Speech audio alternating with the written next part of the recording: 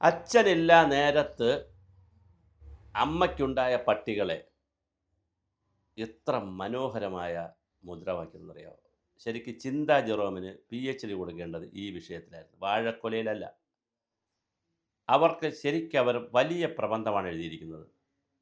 ഒരുപാട് അർത്ഥതലങ്ങളുള്ള ഒരു പ്രബന്ധമാണത്. പല ആളുകളും വനിതകളും സ്ത്രീകളും പുരുഷന്മാരും ഒക്കെ സോഷ്യൽ മീഡിയയിൽ വന്നിട്ട് അത് പറഞ്ഞത് ശരിയായില്ല, അമ്മയ്ക്ക് പറഞ്ഞു, തള്ളയ്ക്ക് വിളിച്ചു. അല്ല, ഞാനതിൻ്റെ താത്വിക അവലോകനം നടത്താനാണ് ഉദ്ദേശിക്കുന്നത്. അച്ഛനില്ലാ നേരത്ത് അമ്മയ്ക്കുണ്ടായ പട്ടികളെ, ശരിക്ക് പറഞ്ഞാൽ ആരാണ് അച്ഛൻ? അമ്മ പറയുന്ന ആളാണ് അച്ഛൻ. അമ്മ എന്നതൊരു സത്യമാണ്, അച്ഛൻ എന്നതൊരു ബോധ്യമാണ്. ഒരു കുഞ്ഞിൻ്റെ വീട്ടുകാരും അല്ലെങ്കിൽ കുഞ്ഞോ കുഞ്ഞിൻ്റെ വീട്ടുകാരോ ജനിച്ച ഉടനെ പോയി DNA ചെയ്ത് നോക്കാറില്ല. ഈ അച്ഛൻ്റെ തന്നെയാണോ ഈ മകൻ അല്ലെങ്കിൽ മകൾ എന്ന് DNA ചെയ്ത് നോക്കാറില്ല. അമ്മ പറയുന്നു, അല്ലെങ്കിൽ കല്യാണം കഴിച്ച ആളാണെങ്കിൽ ബന്ധുമിത്രാദികൾ പറയുന്നു, ദാമോദരൻ്റെ ഭാര്യ ഗോമതിയുടെ മകൻ അല്ലെങ്കിൽ മകൾ, അച്ഛൻ അമ്മ ഗോമതിയാണ് പ്രസവിച്ചതുകൊണ്ട് അച്ഛൻ ദാമോദരനാണ്, കൂടെ താമസിക്കുന്നതുകൊണ്ട്. അല്ലാതെ അമ്മയ്ക്കല്ലാതെ ലോകത്തൊരു മനുഷ്യർക്കും ഇത് പറയാൻ കഴിയില്ല, തൻ്റെ ഉദരത്തിൽ വളർന്ന കുഞ്ഞ് ആര് എന്ന്. അല്ലെങ്കിൽ അച്ഛനെപ്പോലെ ഇരിക്കണം, പക്ഷെ അച്ഛനെപ്പോലെ ഇരുന്നാലും അച്ഛൻ്റേതാകണമെന്ന് നിർബന്ധമില്ല. അതിന് വേറൊരു തിയറി പറയാറുണ്ട്. അമ്മ ആരുമായി ബന്ധപ്പെട്ടാലും, അമ്മ എന്ന് മാറ്റി വയ്ക്കാം, ഒരു സ്ത്രീ ആരുമായി ബന്ധപ്പെട്ടാലും ആരെയാണോ മനസ്സിൽ കരുതുന്നത് അതിൻ്റെ അനുരണനങ്ങളും കുഞ്ഞിൻ്റെ സ്വഭാവ രൂപത്തിലല്ല ഘടനയിലൊക്കെ വരുമെന്ന് പറയുന്നു. അതിൻ്റെ ശാസ്ത്രം ഇനിയും തെളിയേണ്ടതുണ്ട്. ശരിക്കു പറഞ്ഞാൽ ചിന്താ ജെറോം മലർന്നു കിടന്ന് തുപ്പുകയാണ് ചെയ്തത്. ചിന്താ ജെറോം മാത്രമല്ല, ആ സഖാക്കൾ മുഴുവൻ മലർന്നു കിടന്ന് തുപ്പുകയാണ് ചെയ്തത്. നമുക്ക് കുറച്ചുകൂടെ പിറകിലോട്ട് പോയാൽ കുടുംബം സ്വകാര്യ സ്വത്ത് എന്നൊക്കെ പറഞ്ഞ് ഏംഗൽസിൻ്റെ ഒരു പുസ്തകമുണ്ട്. അത് ചിന്താ ജെറോമും ഈ മുദ്രാവാക്യം വിളിച്ച സഖാക്കളും ഒന്ന് വായിക്കുന്നത് നന്നായിരിക്കും.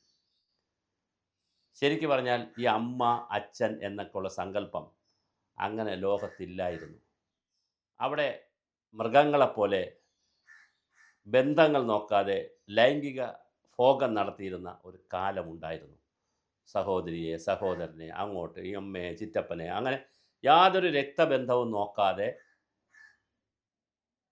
കൂട്ടമായി ലൈംഗിക ബന്ധം നടത്തിയിരുന്നു. ഒരു സ്ത്രീയെ ഒരുപാട് പേർ ലൈംഗിക ബന്ധം നടത്തുക, ഒരു പുരുഷൻ ഒരുപാട് സ്ത്രീകളുമായി ലൈംഗിക ബന്ധം നടത്തുക, അങ്ങനെയൊക്കെയുള്ള കൂട്ടമായി ലൈംഗിക ബന്ധം നടത്തുകയും അതിൽ പ്രസവിക്കുന്ന കുഞ്ഞുകൾ ആരുടേതാണ്, അച്ഛനാര് അമ്മയാരെന്നൊന്നും അന്വേഷിക്കാത്തൊരു കാലമുണ്ടായിരുന്നു.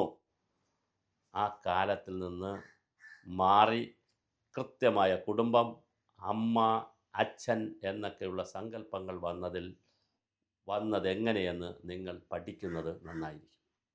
മലർന്നു കിടന്ന് തുപ്പരുത് എന്നാണ് എനിക്ക് വീണ്ടും നിങ്ങളോട് പറയാനുള്ളത്.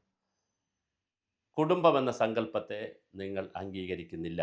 കമ്മ്യൂണിസ്റ്റ് പാർട്ടി കുടുംബമാണ് ജനാധിപത്യത്തിൻ്റെ ധ്വംസനം നടക്കുന്ന ഏറ്റവും വലിയ യൂണിറ്റ് എന്ന് വിശ്വസിക്കുന്നവരാണ് കമ്മ്യൂണിസ്റ്റ് പാർട്ടികൾ. നിങ്ങളിത് സത്യം ലോകത്തിനോട് പറയണം. അതുകൊണ്ട് നിങ്ങൾക്ക് അമ്മയില്ല, അച്ഛനില്ല. അമ്മ എന്ന് പറയുന്നത്, സ്ത്രീ എന്ന് പറയുന്നത് പ്രസവിക്കാനുള്ളൊരു യന്ത്രമാണ്. ഏത് പുരുഷനും ആ സ്ത്രീയിൽ ഗർഭമുണ്ടാക്കാം. ഗർഭമുണ്ടായിക്കഴിഞ്ഞാൽ ചോദിക്കണമെന്ന് നിർബന്ധമില്ല.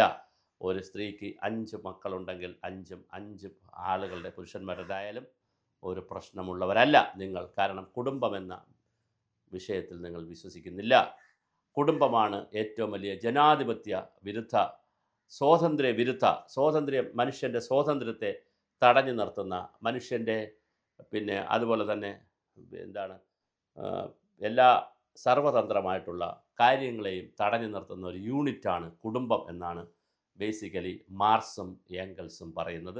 ആ പുസ്തകം ചെറിയ പുസ്തകമാണ്, അത് തിരുവനന്തപുരത്ത് വാങ്ങാൻ കിട്ടും. അത് വാങ്ങി വായിക്കുന്നത് നന്നായിരിക്കും.